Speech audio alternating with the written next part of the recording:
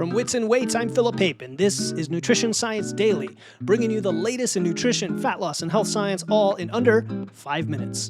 The nutrition world has tons of trends, social media trends, and diet trends, but few are as polarizing as the carnivore diet. Once considered a fringe movement, it has made a huge comeback over the past few years, fueled by claims that eliminating plants and focusing solely on animal-based foods can optimize health. At the same time, vegan brands, which once dominated grocery store aisles, maybe that's an overstatement, but there were a lot more than there are now, they are facing a shift in consumer preferences.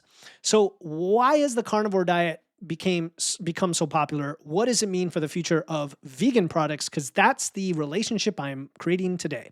We're going to talk about the science, the trends, and what this means for your health. All right, the carnivore diet.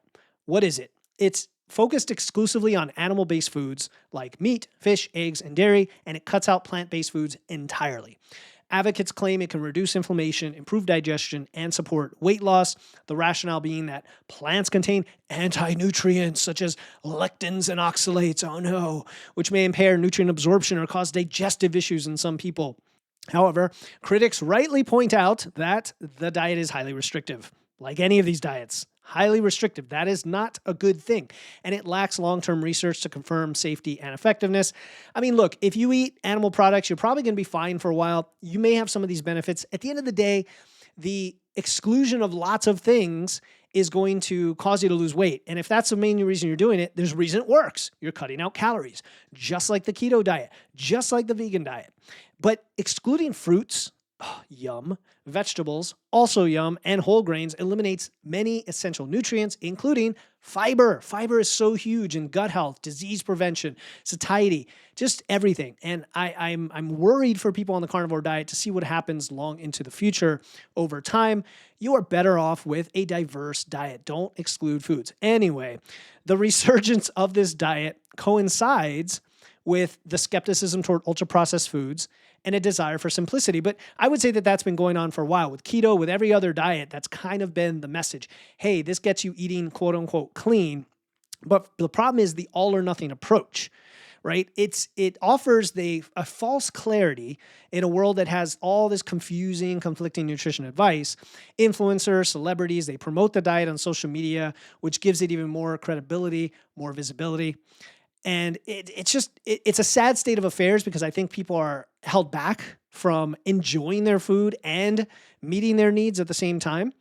Now, when we look at the other side, the vegan products, plant-based meats, the dairy alternatives, those are seeing slower growth. We saw what happened with the Impossible Burger and all that. It took off the first year and then it dropped like a rock. Consumers are becoming more critical of highly processed vegan foods, which many of them have to be by nature, just because you're trying to create something that doesn't really exist naturally out there unless you're just eating fruits and vegetables, which maybe that's what you want to do if you're vegan, but I don't know. I'm not. I'm an omnivore. And highly processed foods of any kind, vegan or otherwise, are high in sodium, high in sugar, high in additives. They're pre-digested, pre-processed, so they're very calorie dense. And even though there's still a demand for minimally processed whole food vegan options, which it's not even vegan technically, it's just fruits and vegetables and plants like we all should be eating, that remains strong. But the shift toward fewer of the processed versions does show an emphasis on product quality over convenience, which maybe is a good thing. At the end of the day, nutrition is not one size fits all. Any extreme diet, carnivore, vegan diets, keto, they all miss the mark, right? Because they're restrictive. We want something flexible. How do you do that? Number one, just embrace the variety already. Note that a lot of foods can be consumed by human beings. We are opportunists. If you're going to talk about our ancestors, we ate whatever we could that was edible. And so there is no specific diet that's associated with our ancestral existence. It doesn't exist. A balanced diet, including plant and animal-based foods, is going to serve you and provide the full spectrum. Now, if your values don't align with animal-based foods, I'm not speaking to you. I understand you're vegan for that reason. I'm not addressing that at all. Cool. I respect you. I totally respect you.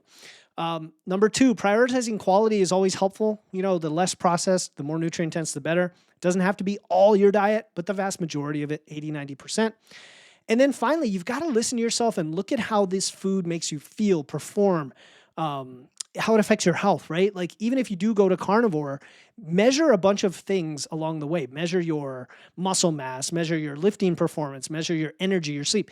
If all of these things are doing great, if your health is great, if everything's hunky-dory and you're animal-based, hey, maybe it works for you just fine. And if you don't mind cutting all the other things out, great.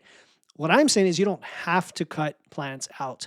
And I recommend you shouldn't, in fact, because of the lack of nutrients and fiber. But you might thrive on more of one than the other. And I think one of the other things that comes up in these conversations is environmental sustainability. So not diet sustainability, but environmental sustainability. You know, people for the plant-based diets, vegans say, well, you know, it has much lower environmental impact. But people who are advocates of regenerative agriculture say that responsibly sourced animal products can actually support health. And if we go to grass-fed beef, that is actually even better. And whatever. I think eat what you want to eat and that serves you. And if your values come into it in a way that or your culture or your religion or whatever, that's a separate thing. Like absolutely go with that. And then also from a health perspective, don't give into the fear is what I would say. You have permission to eat these things is where I'm trying to go. That the positive message here. So I think the shift toward questioning the quality of what we eat is not a bad thing, whether you lean carnivore, vegan, or somewhere in between. It should always be about nourishing your body with whole, nutrient-dense foods that help you perform and feel great. If this episode sparked your interest in some of these trends or specific diets, hit follow to make sure you get the next episode. Tomorrow, we're going to tackle TikTok's latest health hack called the coffee loophole diet. Again, legit or just a fad? See you then.